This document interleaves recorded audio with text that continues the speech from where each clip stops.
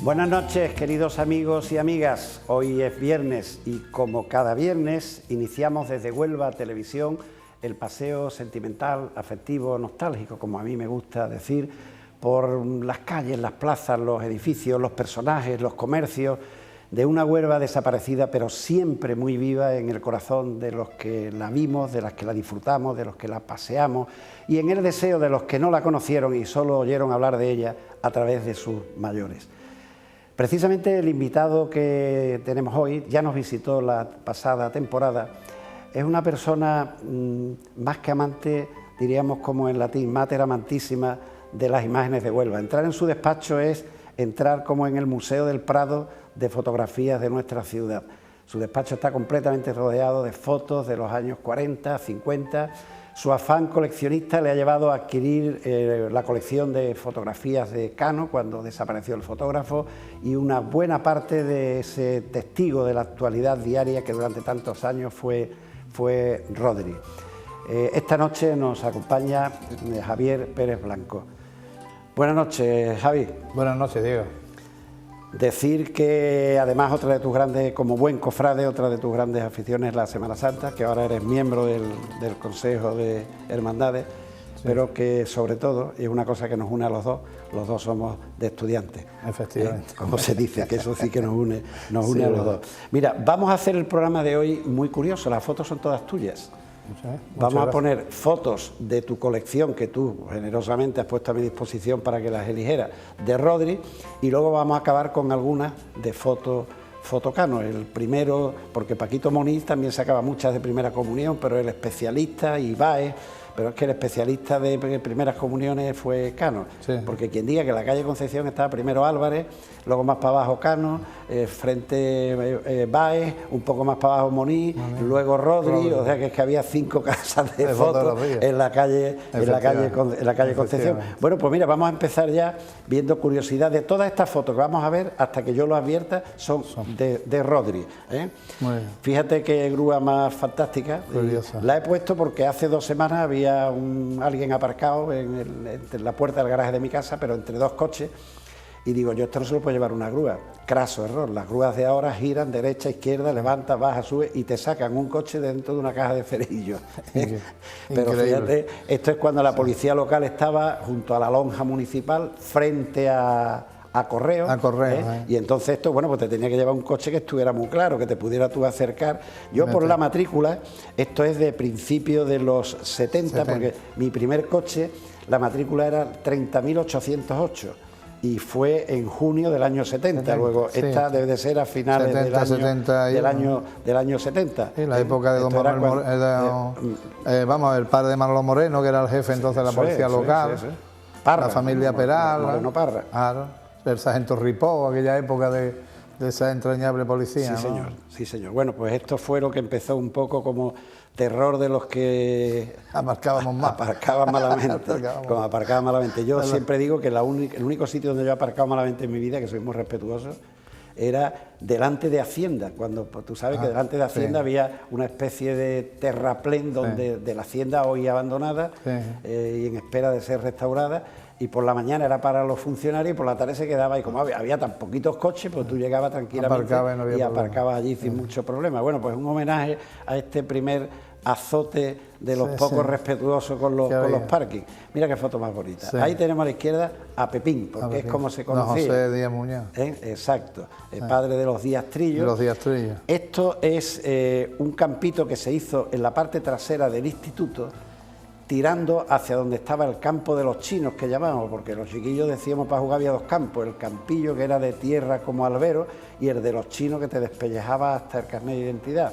A la derecha de esta imagen estarían las cuevas de los indigentes o gitanos y estaba también encima el ojo de la aguja, que había que doctorarse. Yo puedo presumir y presumo de haberlo hecho varias veces, el ojo de la aguja, porque quizás la gente de mi generación era una prueba que había que pasar.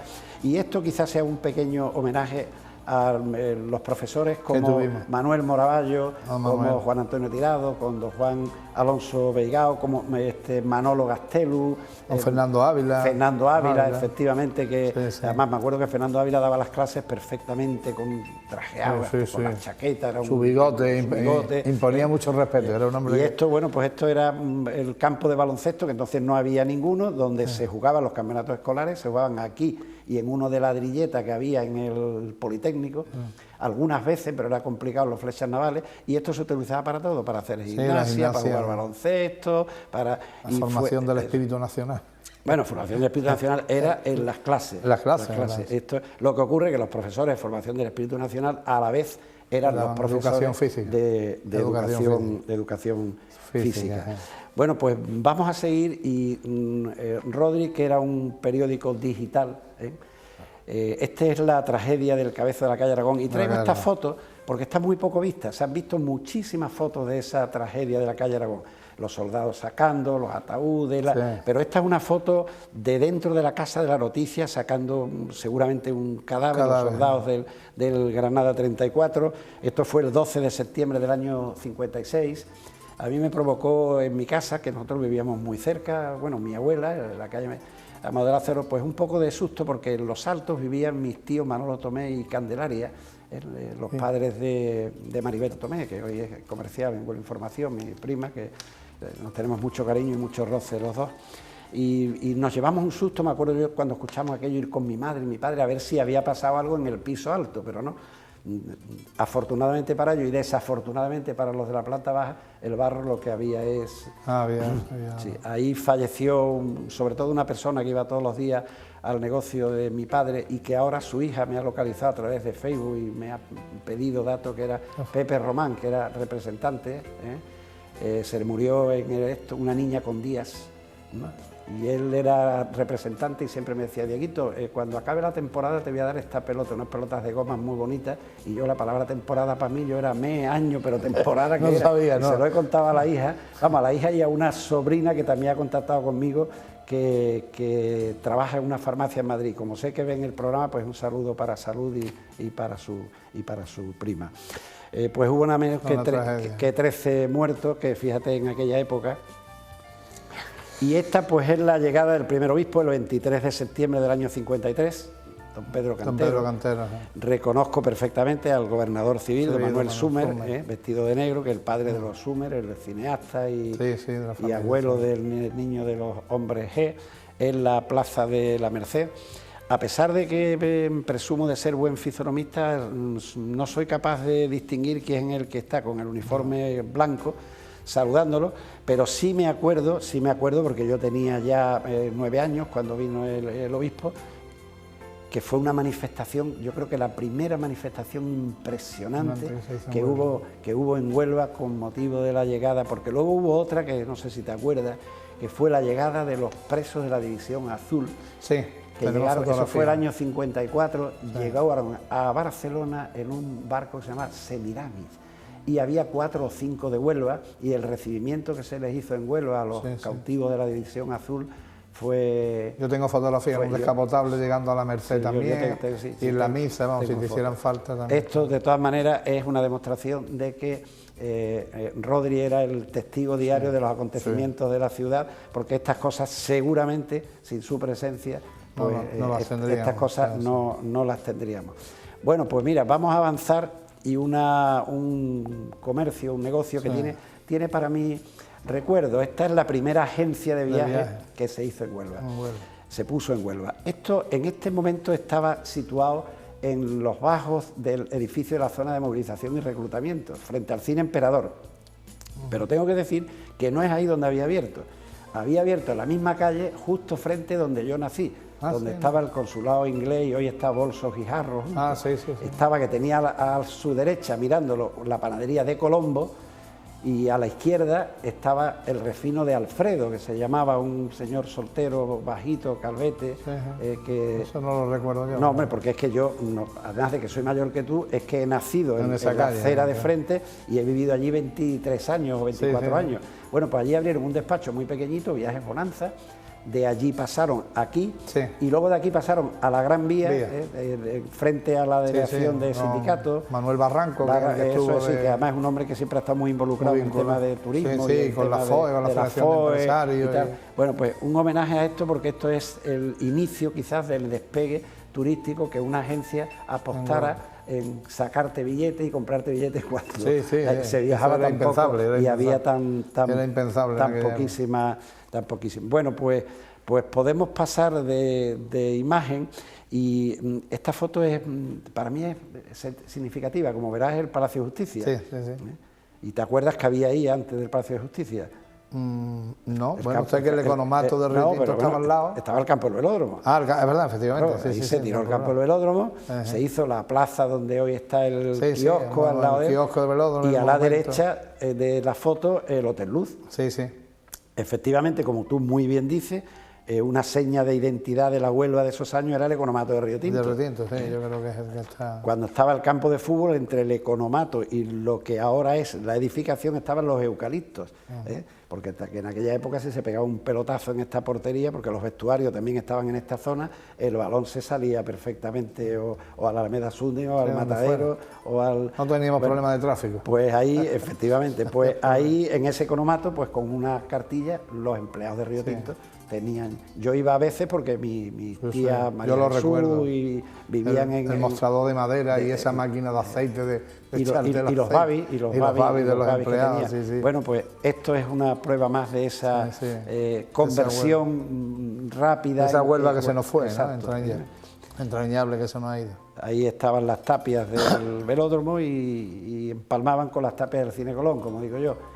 Cuántos goles y cuántas películas y cuántos tiros se habrán escuchado de noche en esa zona. Frente estaban los pisos del ayuntamiento, que hoy día siguen, y al lado estaba una auténtica preciosidad, que era la Escuela de Facultativos de Minas, se tiró, que yo siempre digo que museo sí, pero hombre, no tire la Escuela de Facultativos, es un edificio precioso, que hay muchos sitios para poner el museo y dejar y respetar la Escuela de facultativos, ¿no? Hemos tirado unos edificios preciosos, así una pena. Bueno, pues la vieja Plaza de Toros, antes de que estuviera en ruina y se hiciera el Coliseo Romano, que luego duró cuatro telediarios en la zona pantanosa del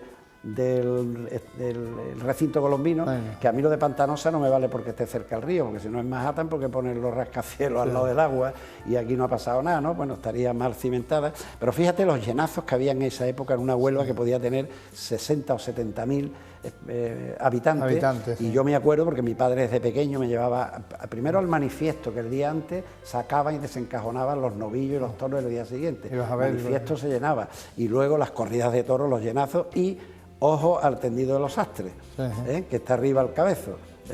Eso se ponía, hoy día no lo pueden hacer porque la empresa actual tiene puesto unas lonas azules para que no lo vean, y además se da el hecho de que muchos toreros le brindaban faenas al personal del tendido de los sastres. Bueno, esta es una época muy entrañable, a mí me trae muchos recuerdos. Recuerdo perfectamente el día que se rodó El Litri y su sombra, que fui con mi padre, que por cierto hubo que repetir porque el día que se iba a rodar llovía a mares.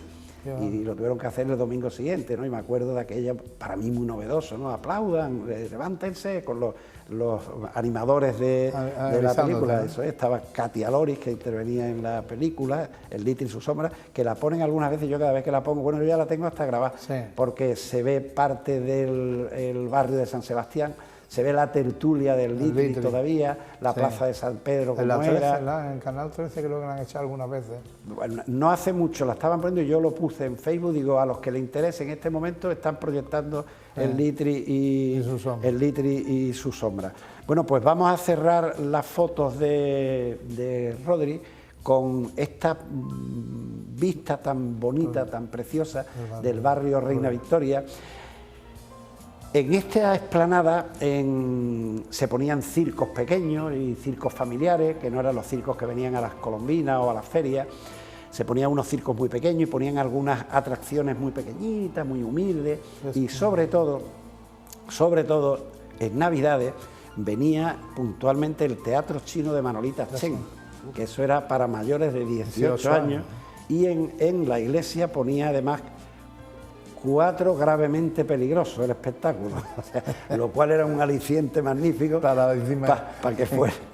Ahí, teníamos que ir a verlo, porque es que las películas, si tú te acuerdas, las parroquias ponían, todos los públicos ponían 3 peligrosas, 3 R mayores con reparo y 4 gravemente peligrosas. Claro, nosotros, a ver, ¿cuál es la del 4? ¿No? Esa es la que va. Y aquí no sé si te puedes acordar que había un negocio de churros.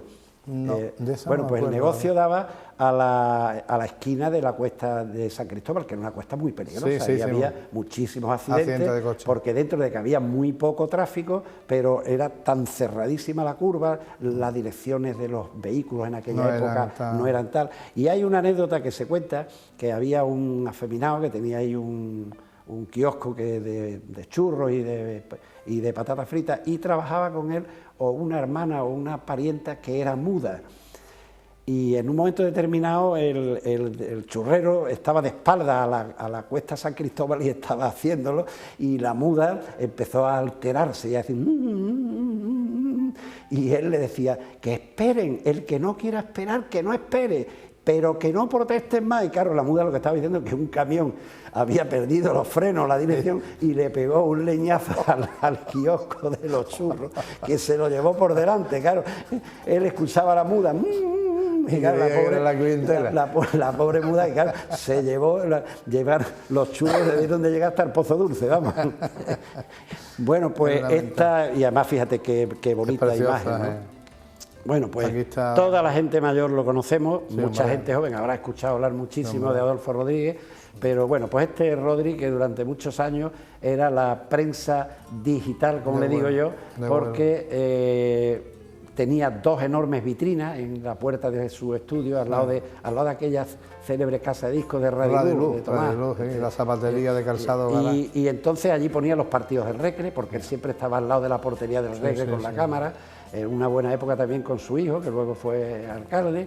En las corridas de toros estaba en la bandera, en todas partes. Las bodas, y había unas colas que cuando los domingos paseábamos por la calle Concepción, bueno, tú vivías prácticamente frente. Yo lo recuerdo a él, me acuerdo, él vivía en la calle Rascón, que después de comer venía, traía su cámara colgada y en la Española se sentaba a tomar un café y se quedaba se quedaba muchas veces dormido. Yo le hice una foto, se lo dije a su nieto, cuando voy a su tienda, pero no la encuentro. Le hice una vez una foto dormido con su puro y su máquina de fotos, porque daba como una cabezadita, eran las 3 y pico, las 3 horas que tenemos después de comer, y era un personaje, un hombre que bueno, yo creo que Huelva le debe mucho. Rodri, Arazola, Daroca, Francisco Montero, y más jóvenes, pues José María Segovia, mi queridísimo amigo Manuel Enrique Seija, que en paz descanse, Arazola, bueno, pues son los que hicieron de la prensa de Huelva con el diario Diel, que era el que había, y dentro de las limitaciones que había, tanto de libertad como de material, como de papel, bueno, pues la que durante muchísimo tiempo nos tenía. Es más, la palabra Odiel caló tanto que cuando ya desapareció y yo compraba El Mundo, mi padre decía, ¿has comprado el Odiel? O sea, que aunque fuera El Mundo, el Huelva Información o el tal, le seguíamos llamando Odiel. Bueno, pues creo que es una persona que merece un respeto y un homenaje. Porque, y que hizo mucho por Huelva. Y sobre todo viendo yo, por ejemplo, la magnífica colección de fotos que tú le has adquirido a su nieto, de fotos de él, y que son recuerdos imperecedores. Además magnífica foto, además magnífica. Porque era un gran profesional. Magnífica fotografía. Bueno, pues vamos a pasar a partir de aquí. Las fotos que nos quedan son ya de la colección de Cano, que además la compraste, creo que completa. Sí. Bueno, pues este edificio que estaba en la esquina de Avenida Italia con Vázquez López, fue el consulado alemán durante la Segunda Guerra Mundial, con lo cual yo siempre digo que es muy probable que hay por ahí que circulan fotos donde está la bandera nazi con el escudo, bueno, pues el mástil del balcón. Yo siempre he dicho, bueno, ya esto es posterior, porque ya ves tú que ya tiene hasta los para miedos estos de tráfico. Para no aparcar.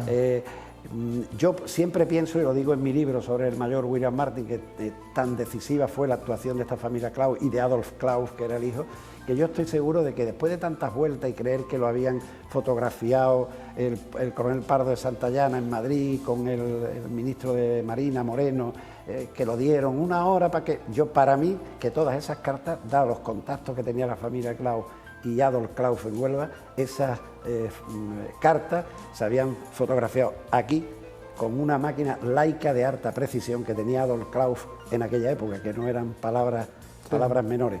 Luego, un edificio que dentro de sus paredes se ha cocido una buena parte de la historia. También lo teníamos que haber conservado. De la historia de Huelva durante la Segunda Guerra Mundial. Yo en mi libro le dedico un capítulo completo a la colonia alemana, que la colonia alemana evidentemente pues prácticamente eran ellos, ¿no? No es como la inglesa, que fue mucho más amplia. Bueno, pues ahí pienso yo que fue donde primero se fotografiaron las cartas que traía el mayor William Martin. Bueno, pues podemos pasar a una imagen de algo muy entrañable. El baratillo de Ruiz. Eso es primero. A la izquierda está el Mercado del Carmen, desaparecido Mercado del Carmen, a la derecha la cuchillería de Aquilino Vidal, y eso pues era la chatarrería de Ruiz, padre de nuestro amigo Tony y de Rafael, sentado en su silla con su chaqueta. Y cuando las chatarrerías fueron de alguna manera, parece que perdiendo un poco, porque ya llegaron el tipo de lo que está hoy España, ¿no? Los grandes chatarreros.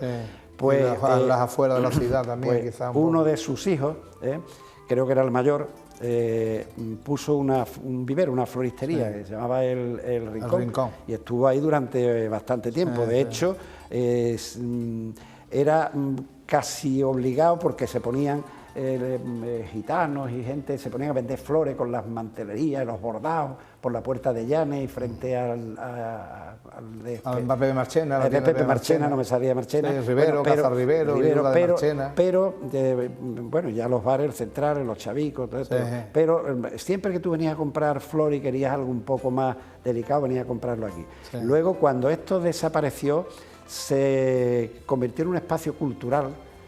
Se llamaba PLOC o PROF o algo así, no lo sé, muy alternativo. Esto ha sido hace 3-4 años, donde hacían exposiciones autogestionadas, en fin, estos movimientos vecinales modernos que de alguna manera quieren aprovechar sitios que, bueno, pues que están vacíos, desaprovechados, y yo no sé si ya luego eso se tiró cuando se ha ido tirando toda esa cera de la calle Barcelona, o si los dueños, a la vista de la ocupación que había, no lo sé. Pero vamos, el final ha sido un espacio de cultura con cierto aire de bohemia y de libertades. Y yo recuerdo además en ese portal de al lado, el padre de Gonzalo, un amigo de mi hermano, que ahí comprábamos nosotros hielo, barras de hielo. Sí, no, perfecto.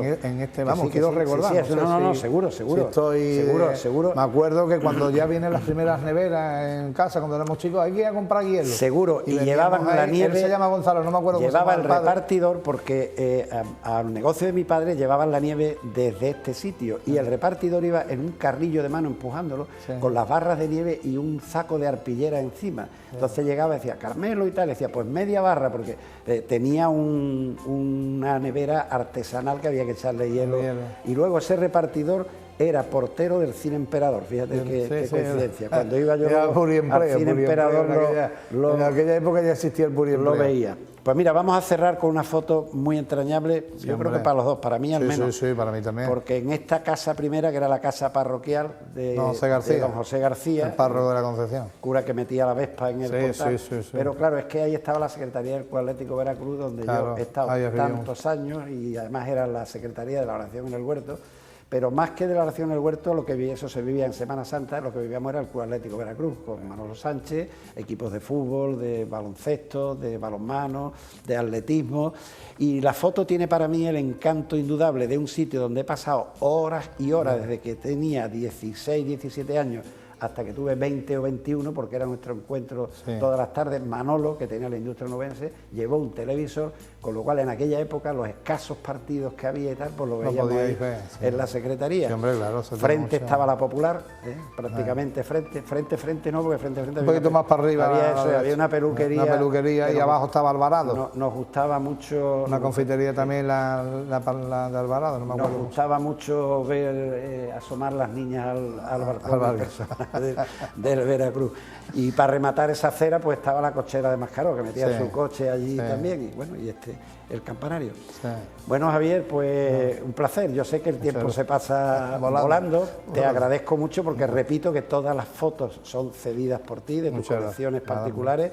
Sé que tú tienes algo que en eso somos los dos iguales, que tenemos nuestras fotos a disposición de todo el mundo. No es el problema que tienen muchos coleccionistas de fotos, que es algo así como el tesoro de Fu Manchu, el tocar una foto. Yo creo que esto hay que disfrutarlo, ¿no? Exactamente, y tenerlo a disposición de todo el mundo. Javier, muchísimas gracias. Gracias a ti, Diego. Y un abrazo. Hasta la próxima. Y a todos ustedes, queridos telespectadores, pues muchas gracias por su atención. Espero que este recorrido por la Huelva de dos grandes de la fotografía onubense, Rodri y Cano, haya sido de su agrado. Recordarles que tenemos la página en Facebook, donde prácticamente de manera diaria se cuelgan fotos, pero fotos muy comentadas con anécdotas, se cuelgan estos mismos programas. Así es que desearles que tengan una buena semana, que el próximo viernes vuelvan a estar delante de la pantalla sintonizando Huelva Televisión y que sean ustedes especialmente felices.